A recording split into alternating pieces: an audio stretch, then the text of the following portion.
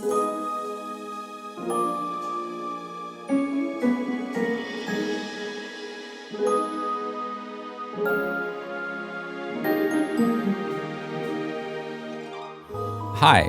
my name is Scott, and I have read all of the Harry Potter books multiple times. I've seen all of the movies, and like most of my peers, I continue to be a Harry Potter enthusiast to this day.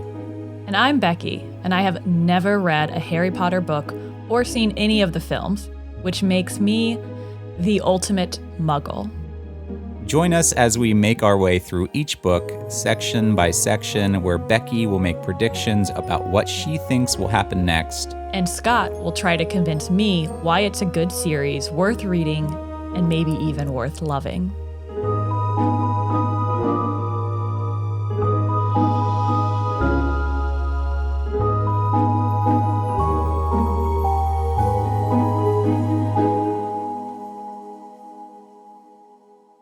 Hi, everyone, and welcome to the last episode of Season 1 of A Muggle's Guide to Hogwarts.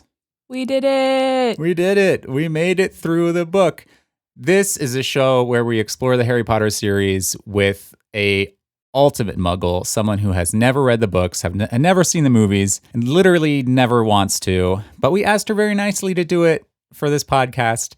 And here we are at the end of book 1. We just finished reading through the final 2 chapters of Harry Potter and the Sorcerer's Stone. And we're here to talk about it. Yeah. Okay, just to remind everyone, chapter 16 and 17, the last 2 chapters of the book, are the ones that we're covering here. And chapter 16 is called Through the Trapdoor, and chapter 17 is called The Man with Two Faces. And to very quickly sum up what happens, Harry and the gang go through the trapdoor under Fluffy. They go through a series of tasks and challenges and have to beat a number of enchantments to get to the final chamber where Harry discovers Quirrell is the guy helping Voldemort trying to get the Sorcerer's Stone, and then something happens and everything works out in the end. And that's the end of the book. Crazy. I know. So what did you think? First of all, I also think that my predictions were fairly close. I mean, definitely some of the details were wrong. But them kind of like going through the sets of rooms and riddles was really interesting and very cinematic. I'm actually excited to see kind of like that portion in the movie, if they do it the same or how they do it. That could be very cool. Yeah, your predictions were very spot on. I mean, I did help you out a little bit because I gave you like the chambers, the major chambers. Right. I said there's the chamber with Devil's Snare, the chamber with the keys, the chamber with the potions and whatnot. So I wanted to set you up with that, and I didn't want to be like, there's the underground, I don't know, chambers. Yeah. I wanted to help you out a little bit. But I think that helped a lot because you were really, really good with your predictions. What impressed me was you knew, like when I said chamber with the keys, you knew that there would be like hundreds of keys and they would have to find the right key to get through. Yeah, I didn't necessarily picture them being these like weird bird-like creatures. I thought it was just like the walls would be lined with keys, you know? Yeah, the bird thing. I felt really bad for that bird key that got like shoved in and he had a little bent wing. Yeah. That was sad. It's a key. It's not a real live living thing. Is it a key or is it a bird? No, it's a key. It's a key that was enchanted by Professor Flitwick to fly around. But does it have a brain if it has to fly around? No. It's a key. It's an inanimate object that has been animated. But it's a little bit sad to think about, a crumpled wing. I know the way they describe it, like after they shove it in the door. Yeah. It's like it flew away. I don't know what they say. I don't know. It just was personified, crumpled like or a bit too much to think of it as an inanimate object. Yeah, well, I was trying to do that, but yeah, you were spot on about the key prediction. You were also pretty good with chess because you knew that Ron would take the lead in the chess game. Mm-hmm. And I also liked how you mentioned that you thought Harry would use his seeker skills. Yeah, which did not really come into play Well, for that section. it didn't happen right where you thought it would happen, but it did happen with the keys. Yeah. And they even mentioned, like, Harry, the youngest seeker in a century, was going to catch that key. Yeah.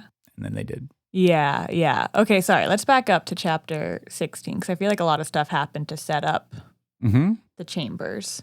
First of all, what is a snuff box? I don't know. It said something about all of these ornamental snuff boxes, and to me that just sounds like a place you keep your drugs. Well, that was something they had to transfigure. They transfigured something in, like a rat into a snuff box. Yeah. I don't know what a snuff box is. Yeah, it makes me think of drugs, but maybe it's like something normal. Maybe it's something normal. Maybe it's like a little rat house. I don't think it's a rat house, but maybe it's just more normal in British culture. Professor McGonagall watched them turn a mouse into a snuff box. Points were given for how pretty the snuff box was. Here, I'll look it up. I'll look up what a snuff box is. Hold on. Turned a mouse into a snuff box. Okay. According to dictionary.com, a snuff box is a small ornamental box for holding snuff. For holding snuff? So is it like a little pill box? And like a little snuff, Altoid can type thing? And snuff is powdered tobacco that is sniffed up the nostril rather than smoked. Yeah, that's what we thought it was. Okay, yeah. So that seems a little weird. Yeah, they're 11. Yeah, that seems a bit odd. Okay, well, now we know. Another thing that was weird to me was when like the kids were like, playing outside after their exams and they were just casually tickling a giant squid. Yeah. You haven't heard much about the giant squid, have you? Is that a thing? Yeah, there's a giant squid that lives in the lake in Hogwarts. No, they haven't mentioned it yet. I guess not. Maybe they haven't. It seemed so random. And also giant squid are very dangerous. Also, they don't live in lakes. Also, like, it was just thrown out there so casually. Yeah. And I just thought it was really funny. If it gets brought up again, I guess that makes sense. But I was just like... It's just another magical thing about the Hogwarts grounds, But it's not magical. It's not like a unicorn. Like, it's not like a fantasy animal. Well, it's magical in the respect that it can be tickled by students and it lives in a lake. But it comes up every once in a while. Like throughout the series, you hear about the giant squid. It's just there. It's just this giant squid that's there. It's that like lives the in resident giant squid in the lake. Every once in a while it comes up. What does it eat? I don't know. Children. Yes, bad students. Yeah, that's what happens when they get expelled. They get expelled. They get thrown right into the lake. Gosh. I really like the idyllic way they describe what they do after exams because I feel like I relate to that going through school after an exam. I would just like want to go outside and lay down on a hill and be warmed by the sun and not think about anything that just happened, Yeah. Was the only reason they were still there was to get their grades a week later? Because that's not really a thing. You just like take your exam and you go home and you get your grades whenever they're posted, They made it sound like they just have a week to relax. There's also the Quidditch game that Harry misses because he's in the hospital wing. So that still happens. Okay, so there's a Quidditch game, and I guess they have their big banquet. And they have the banquet. Maybe there were some other like post-school fun activities. I think it's kind of nice, like just to get a week off, just to relax at Hogwarts. Oh, yeah. Yeah. For sure. I'm just saying like that just doesn't really happen. At my school, where I went to college, there was a senior week at the end of classes. After all the students had gone, seniors would hang out for a week before graduation. Well, that makes sense because you have graduation. Yeah. But it kind of made me think of that kind of scenario. Okay. But that every student gets to experience. Yeah, I'm not against it. I thought it was funny. Yeah. I don't think much else happened except, Well, the fluffy thing happened in that chapter. All the chambers happened in that chapter. All of the chambers are in that chapter. But also they learn that Hagrid is a terrible drunk and gives out really critical information. Yeah. And then Yeah, I think you kind of a little bit ruined that last episode where you're talking about the pub. I just thought it was literally just some random guy he gambled to, but I didn't, then they made us think that it was Voldemort for a while because he was the hooded figure, right? So then they found out how to get past Fluffy, and they saw all the pieces coming into place, and we also learned that Professor McGonagall doesn't take students seriously when they bring up really important things that they shouldn't know about. Right. Yeah, because she just wrote them off. Mm-hmm. We also know that Dumbledore can be easily tricked by a fake letter right. calling him to the Ministry of Magic. We also know that he apparently takes the slowest form of travel to the Ministry of Magic. Later, so this is interesting to me because this is, I think, a glimpse into the insight of how J.K. Rowling is developing this world in the book series. Mm-hmm. Because later on, we learn that there's this thing called apparition, where wizards can just disappear and reappear wherever they want. And actually, now that I think about it, this happens at the beginning of this book, is Dumbledore apparates to where Harry lives, Privet Drive. He just shows up there. It's also revealed later in the book series that wizards cannot apparate on school grounds. Like the Hogwarts grounds are protected. They have some enchantment that prevents that from happening. But you can apparate right outside of school grounds and then just walk into school grounds. And so it's weird to me that Dumbledore, being like the most powerful wizard ever, would fly to London. They said he flew off to London. Right. On like a broom or... I'm assuming on a broom or some other form of flying travel. But it's weird to me that he wouldn't just like pop over outside of school grounds, apparate away, realize it was a mistake, and then be back in like 30 seconds rather than it taking all night. Yeah. Yeah. That's odd to me. But I think that's a little bit of insight into like how the world was developing, and she wasn't sure of like all of what was allowed and all the magical things that existed. Right. And they had to get Dumbledore away, and then... Yeah, it's important for the story. Okay, let's talk about the chambers. First of all, they fall for miles? It says they're miles under the school. And like, how long would you have to fall for miles? Not only that, but the corridor where Fluffy is on the 3rd floor. Sure. So they're above, they're a few floors above like the ground level of the castle. And then there's like dungeons and lower levels in the castle. And they enter this hatch and they think they're miles underneath of the school. Yeah. Maybe that's just naivete. I guess. I mean, I liked they used the visual, like that the trapdoor light was the size of a postage stamp. So like I can visualize that. Like that's a pretty big fall. So like they fell for quite a few seconds and then maybe plopped. But miles, I just feel like would take like, I don't know, minutes. So just to give you some perspective, the lowest point, the deepest point on the planet is Challenger Deep in the Marianas Trench. Yeah, that's like 7 miles. That's 7 miles. It's almost 7 miles. And the Grand Canyon is only a mile down.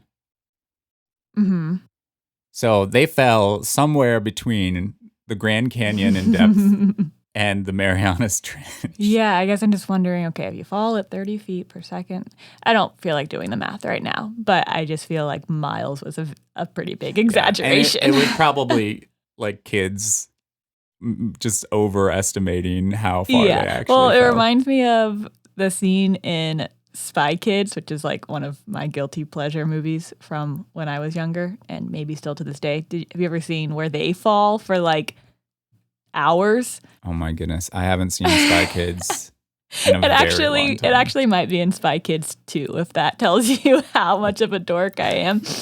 But they fall for like hours, and then finally it's revealed that it's just like an air shaft. They're just being like, they just feel like they're falling, but it's just like air blowing up and they only fell like 40 feet or whatever. Yeah. But that's kind of what I pictured if they were falling for miles. That's pretty funny. And I think it's just supposed to emphasize like they feel like they're it's way down there. Down and I get isolated. it. Yeah. That plant must have been like super soft and like absorbing to fall for that long though. Yeah, it must be a very comfortable plant. Even like water would feel like concrete. So yeah, it must have been like the memory foam of plants. Oh man, now I want to land on that plant. Yeah, me too. Yeah, I did not know that devil's snare was a plant. You said maybe it's a flower. You did say that. Yeah. Huh. You were confused for a little bit because I wrote devil's snare instead of the devil's snare. Yeah. And then you were like, maybe it's a flower. So you were you thought about it. Okay. Good for me. Yeah. Okay. I remember saying it was some kind of trap or a drum, but I was pretty sure it wasn't a drum. What was your favorite challenge chamber with a enchantment they had to get by? I think probably the potions one, yeah, the riddle one. I thought it would be that one. Yeah, I remember problems like that, like logic problems from my younger days where it was like 2 people, but this person, not this person, and you had to kind of like figure out certain things. That was interesting. I also liked how Hermione slid in there that like a lot of wizards don't have logic because they rely on their magic, which is kind of a funny thing to think about. Because doesn't she come from a home that's like split, or she comes from Muggle parents? She comes from strictly Muggle parents. Okay, so she kind of has an advantage, I guess, a little bit because she hasn't grown up relying on magic the same way that like the Weasleys might have. Exactly. She knows how to think logically, where a lot of wizards don't because they just use magic to solve all their problems. Yeah, that's interesting. That was a cool one. And I even liked the room, how it was set up with like black fire on one side and purple fire on the other side. What'd you think of the chess match? It was interesting, but I thought it could have been more interesting, if that makes sense. We're going to watch the movie next, but I'm pretty sure in the movie they reenact like a famous chess match that wins in the same way that Ron won in the book. Oh, like a famous chess match from real life? Yeah, from real life. I'm pretty sure that like the moves and the positions, people have pinpointed what specific game? Match. Yeah. Nice. Which is kind of cool. Yeah, I mean, I did like it because, I mean, you and I play chess a lot, so it was interesting to see that. But I felt like it could have been built up a little more. Honestly, I felt like they rushed through the chambers a lot. I felt like half the book could have been the chambers. It was just like, we have to solve this problem. Great, it's this one. Let's go. Chapter 16 was bam, bam, bam, bam. Okay, we're done. Yeah. It happened so quickly.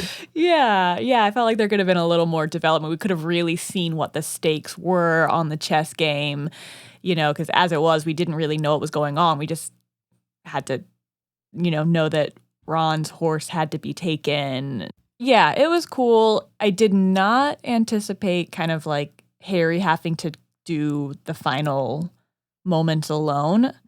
That Ron and Hermione both had reasons that they couldn't follow him to the final chamber.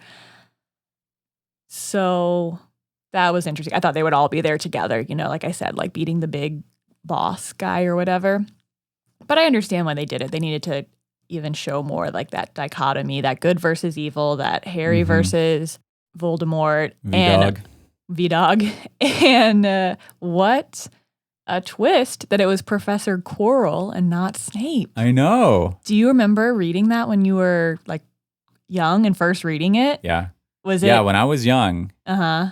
I really thought it was going to be Snape. Oh, yeah. I was very shocked when it was Quirrell and very confused. Really? And luckily, Quirrell explains everything immediately. Yeah. But yeah. Because the whole book, he's, stuttering and he kind of seems like Snape's lackey. And then it kind of just turns everything on its head, which is really interesting. And then they found out that Quirrell was the reason they met him, the reason we met him at the bar before we met any of the other professors was because he was also there to go to Gringotts and potentially steal the Sorcerer's Stone. So that was a nice tie-in. But yeah, so Professor Quirrell's the bad guy. That's pretty crazy. And Snape was trying to save Harry the entire time. Yeah, that's a little unbelievable for the way he's been treating him this whole time, but I get it. It's fine. Yeah, Snape's a dick. Yeah, kinda. He's a total dick. Yeah, he's a D-bag. Then there's Quirrell is like half of his body is inhabited by Voldemort, which is crazy. And you did a really creepy voice for Voldemort that scared me, coming out of like the back of someone's head. So does his head turn around, or is it just like the back of his head? It's just the back of his head. Because in the book, they mentioned that Quirrell is like walking backwards to try and get close to Harry so Voldemort can see him. So it's just the back of his head, and then Quirrell's facing the other way and walking backwards trying to direct Voldemort around. Yeah, that's funny. So they try and set up that Voldemort is in the turban, or they like give hints about Voldemort being in the turban throughout the book because they talk about this weird smell in the turban. They even at one point talk about Fred and George like throwing snowballs at the back of his head to hit his turban. So that's kind of funny to think about. Oh, I missed that. Yeah, that's like there's little subtle clues throughout the book about how the plot is gonna turn out. Yeah, that would be you'd have to go back and read it and actively look for them. Yeah, and then I think my biggest kind of ooh, that was really cool, but I'm not sure I quite get it, is how the stone got into Harry's pocket. Mm-hmm. Harry's trying to look at the mirror and he's trying to really make sure the thing he wants most in the world is to find the stone. Mm-hmm. Quirrell doesn't know how the mirror works and is trying to find a secret knob or a secret compartment or something because he doesn't know where the stone is either. So did Dumbledore just put a spell on this stone when he hid it down here? Yeah, Dumbledore did something with the stone and the mirror, and so he changed the enchantment on the mirror to be you have to want to find the stone but not want to use the stone. So someone that came up to that mirror that wanted to find the stone but not use the stone would get the stone. And that's what Harry did. Harry said, I want most in the world right now is to get the stone before Quirrell does. And so he was able to get the stone, and the stone just fell into his pocket. But Quirrell, whose intention was to use it for his master, would never be able to get it. Right. See, but to me, that's not changing the enchantment on the mirror. The mirror is still just showing you what your biggest desire is, right? Yeah. But so the enchantment had to be put on the stone. Yeah, you might be right. But there's still a tiny bit of a missing link, and I think they're just banking on don't think too hard about it. That's what a lot of this book is. A lot of this book is don't think too hard. This is just fun. Don't worry about it. Yeah, I mean, it is a cool, a very cool, almost I don't know, a Fight Club type ending where it's oh, then the stone's in my pocket. Yeah. Where it's a cool image of him looking at it, seeing where to find it, and then noticing it's already on him. That is cool. But I think, yeah, you just have to kind of skate over the wait, so what? I would also like to point out that this challenge with the mirror makes every other one null because there's no way to get the stone unless you don't want to use it. And so anyone that's trying to get the stone presumably would be wanting to get the stone to use the stone. So all you need is that mirror. Right. Put that mirror City Hall. Put anywhere. Yeah. Put that mirror anywhere and no one's going to be able to get it. Sure. That made every other challenge prior to that kind of irrelevant. And also, why would any challenges let you move past the challenge? You're trying to protect the stone. So why would it be find a key to unlock the door to get closer to the stone? Why wouldn't it be just you can't get past this challenge? This is a wall that you can't get past. Right. I don't know. It just seems like it's inviting people to try and get the stone. Yeah. Also, I mean, it's possible that Dumbledore hadn't figured that out yet and hadn't, like, he wanted to do something with the mirror, but he hadn't quite decided what to do. And so maybe those other challenges were important at the beginning, but later on he figured out something that would be impenetrable. It also makes everything that Harry and his friends do pointless. Like, if Harry wasn't there at the end, Quirrell would never have found the stone. Dumbledore would have showed up, and then It's a little bit of a self-fulfilling prophecy, like, again. just be a student, go through school, don't worry about it. Yeah. Everything's fine. Yeah. Yeah, exactly. Quirrell could have never found it without Harry being there. Yeah. That's a good point. I feel like a lot of these stories are like that.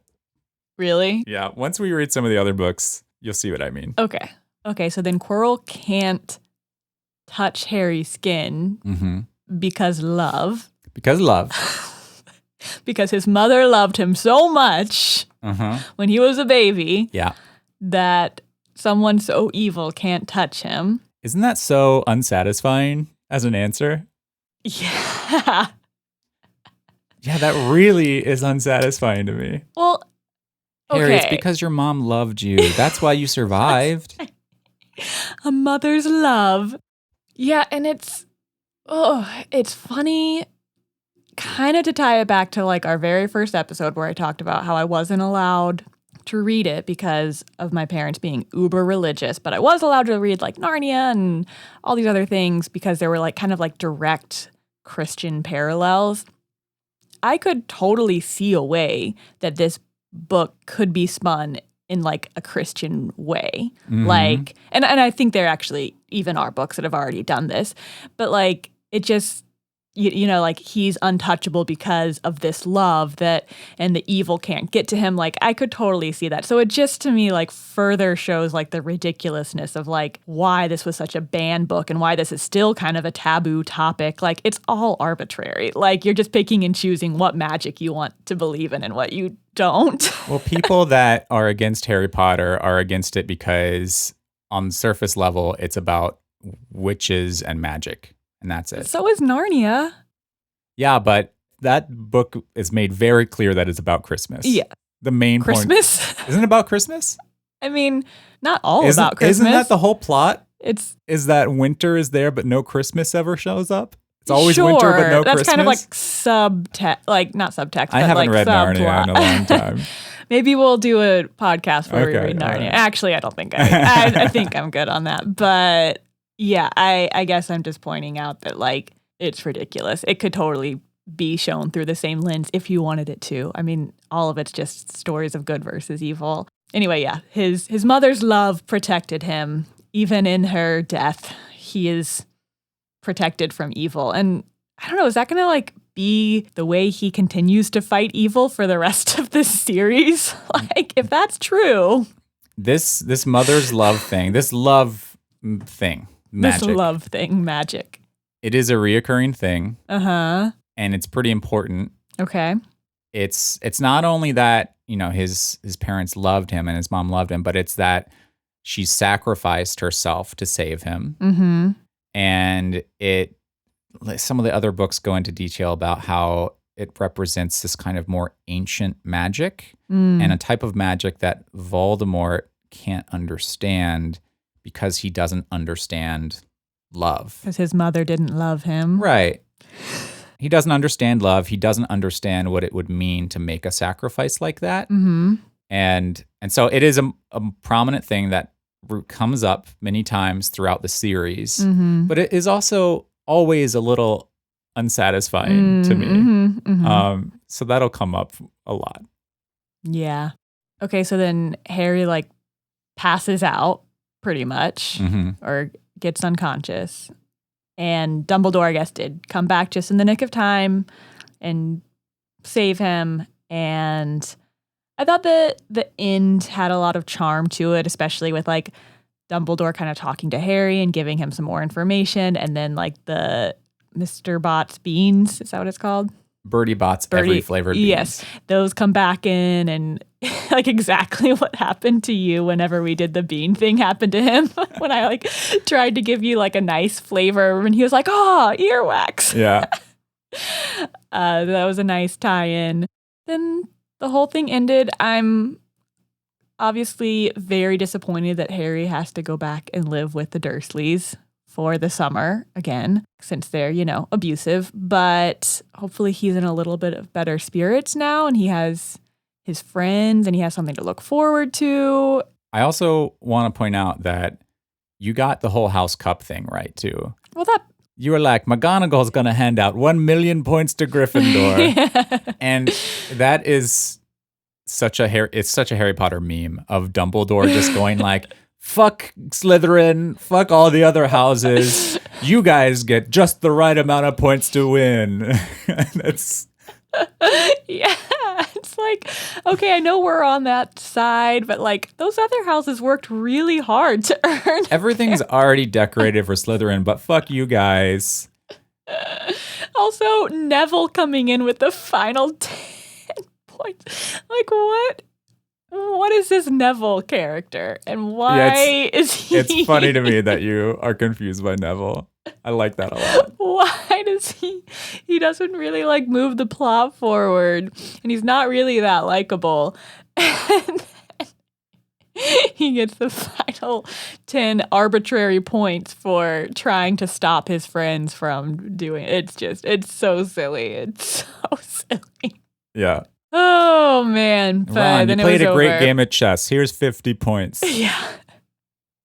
Hermione, you figured out a puzzle. Here's 50 points. Harry, I'm going to give you 10 more points because you're more special than both Ron and Hermione. Yeah. So here's 60 points. Neville, why don't you get some points too? Yeah. Gryffindor needs doing this. So it's so funny. Yeah, it really is. I just don't really quite understand like the points thing. I'm trying to think like what is the equivalent in Muggle world. I don't know. I guess like sometimes there would be contests at school, and if you're class 1, you get a pizza party or something. Yeah. Just like bragging rights. It's just bragging rights. I mean, they're all there at the feast. It's just a way of unifying the houses and, I don't know, friendly competition, but it's People not take very it friendly. way too seriously. Yeah. It's pretty intense, actually. Yeah. Yeah. And that's how the book ended. Yeah.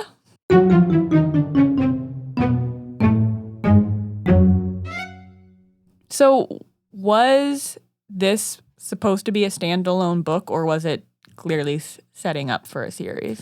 I think it was clearly setting up for a series because this is the first year. Mm-hmm. I mean, I think the intention was she would write 7 books for the 7 years. I think that was originally the intention.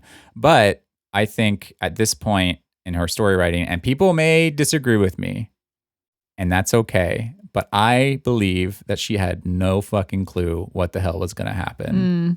And there are several reasons I think that. I'll have to reveal some of them later on when we're going through some of the other books. Okay.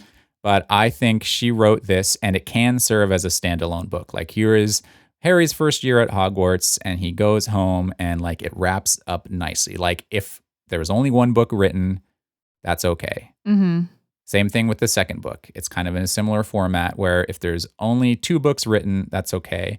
And then I think in the third book, she starts to think about the larger story and how things are tied together and where it's going to go from there. So I think the third book is when it opens up and you actually start learning about lore and more in depth in the characters, and more important characters are introduced. But I think the first book especially is just, here's a fun book.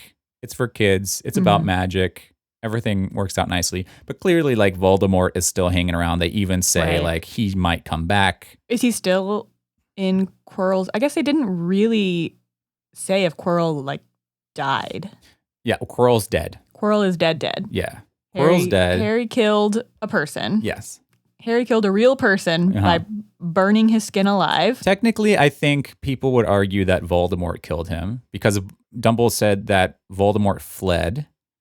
And then when Voldemort let his body, he wasn't strong enough to like survive. So I think technically it would be Harry didn't kill this person. Well, it was also clearly Quirrell. self-defense. Yeah. But, you know, he murdered someone with his bare hands, and he's got to live with that. Yeah. He's okay with it. Even if he it never, was... he never really thinks about it ever again. It's fine. No guilty conscience. No, he's good.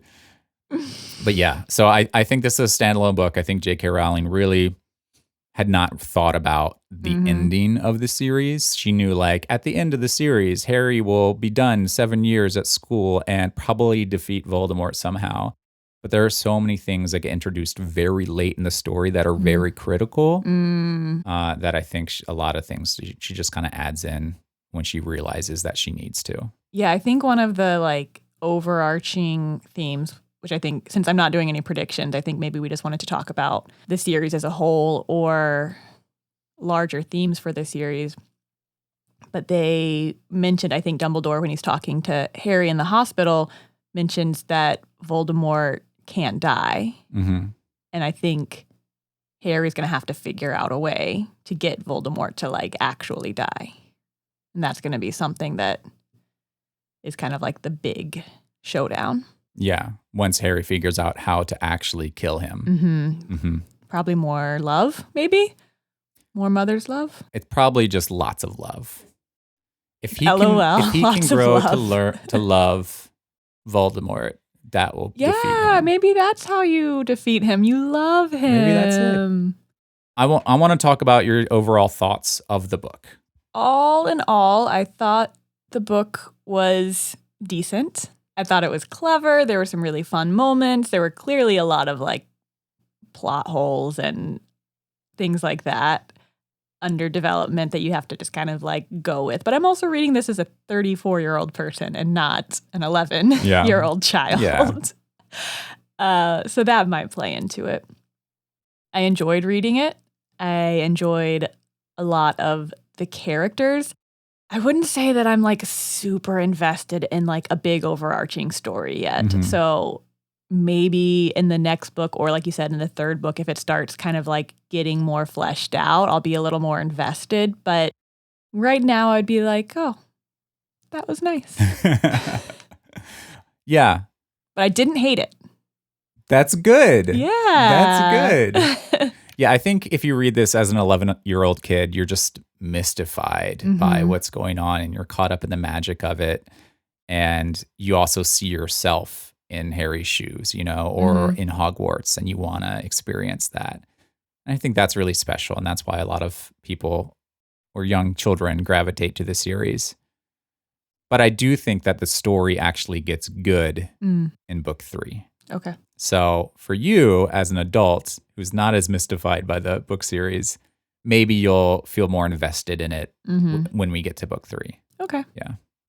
What was your least favorite character in the story? Is it Neville? No, I don't hate Neville. He's just like, what is he doing there? My least favorite character. I'm trying to think. Because my least favorite would be someone that like either didn't make sense or Peeves was just kind of like stupid to me. Like, I don't know. I think he's supposed to be like fun, but he was just kind of annoying. Yeah. He's definitely annoying. What was your most favorite character? I think I like Dumbledore. It's not Harry or Hermione or Ron? I really appreciated and liked how good of a friend Harry was, and he was always standing up for his friends. And I thought he was very brave, especially for being abused all his life, that he was still able to stand up for injustices. And I really respected that. And I think Hermione is growing on me, but we'll see. Still a little annoying. Okay.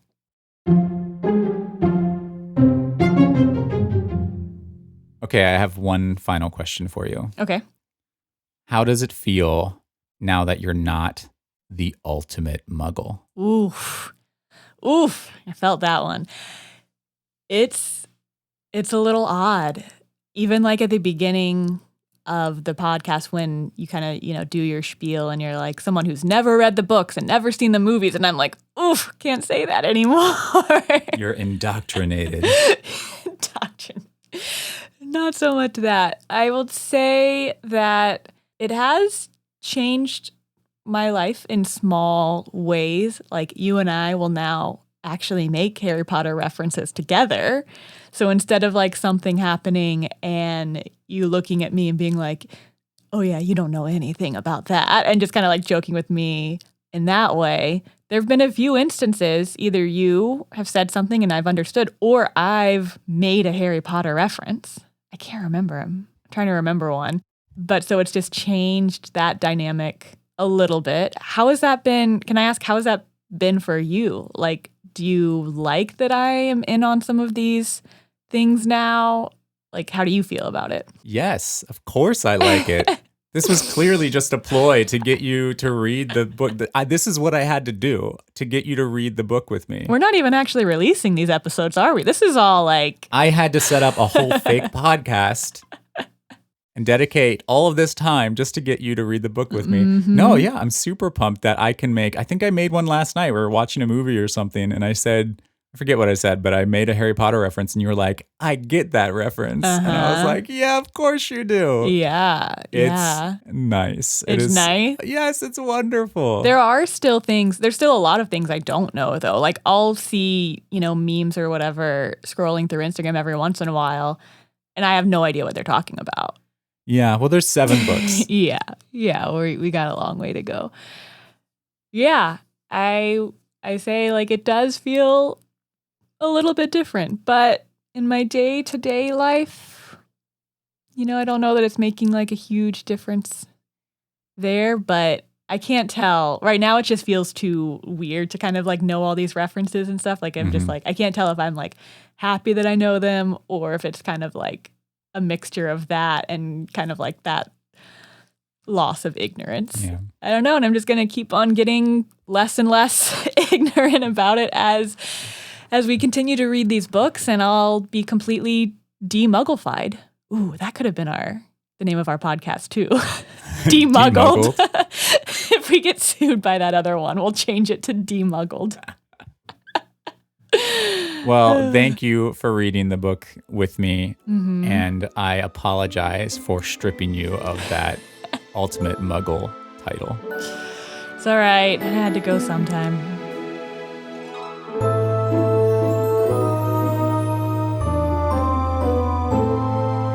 Thank you to everyone for listening. We really appreciate it. We hope you had a good time going through Harry Potter and the Sorcerer's Stone with us and listening to all of Becki's ridiculous predictions. We are going to do a bonus episode next week where we're going to actually watch the first movie. And we're going to have a little bit of a discussion about what we think of the movie. The movie is pretty close to the book, so it probably won't be a long episode, but you're welcome to join us for that to hear our thoughts and Becki's thoughts on the movies.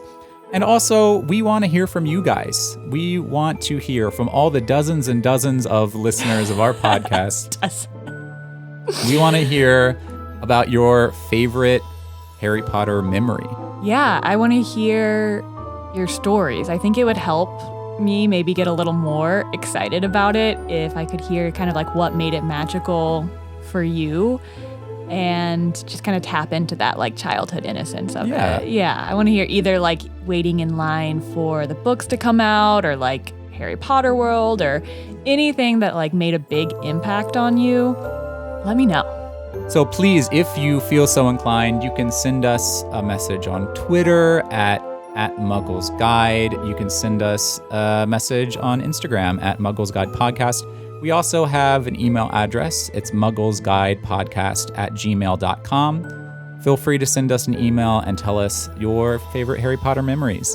I'm also going to leave all of those things in the show notes below, so you can just click on the podcast, click on the show notes, and those links will be there if you want to send us your favorite memories. Yeah, and we'll pick a couple, we'll read them on air, and just kind of build this community a little more. And then after this, we're going to take a couple weeks off. Yeah. We got some things going on, and we are planning to jump back into book 2 shortly. Yeah, we're going to take some time. We'll probably take a month off just to rest and recover a little bit.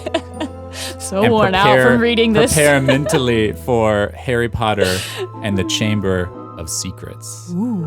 Yes. Thanks, everyone. We will catch you next time. Bye-bye. Bye.